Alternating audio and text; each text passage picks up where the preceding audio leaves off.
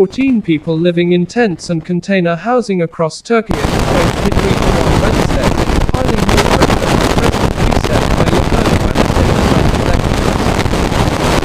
Several more people were swept away by the rushing water, which turned streets into muddy rivers in areas hit by last month's 7.8 magnitude quake, officials say. More than 48,000 people died in Turkey and more than 6,000 in Syria in the February 6th disaster, the region's deadliest in modern times. Hundreds of thousands of Turkish Kurds survived have been moved into tents and container homes across the disaster region, which covered 11 provinces across Turkey's southeast. Torrential rains hit the area on Tuesday, and the weather service expects them to last until late Wednesday. Turkish officials said the floods killed 12 people in Kandahar, about 50 kilometers north of the Syrian border. 2 people, including a 1-year-old, also died in nearby Lyon, where 5 remain unaccounted for. Images showed the waters sweeping away cars and flooding temporary housing set up for earthquake victims. In one viral video, a man dressed in a beige suit and tie reaches out for help while floating down a surging stream alongside a piece of furniture. His fate remains unknown.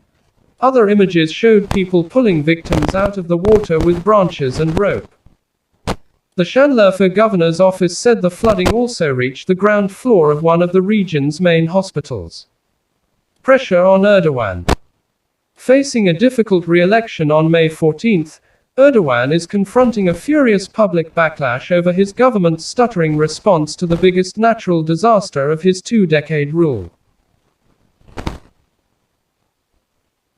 Erdogan has issued several public apologies while also stressing that no nation could have dealt quickly with a disaster of such scale. Erdogan has spent the past few weeks touring the region, meeting survivors and promising to rebuild the entire area within a year. By the end of next year, we will build 319,000 houses, Erdogan told his ruling party members on Wednesday in a parliamentary address. Beyond the search and rescue, emergency aid and temporary shelter we have provided so far, we have a promise to our nation to restore the cities destroyed in the earthquake within a year, he said.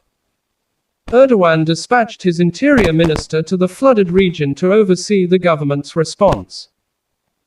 Currently, we have 10 teams composed of 163 people doing search and rescue work across a 25-kilometer stretch, Interior Minister Süleyman Soylu told reporters.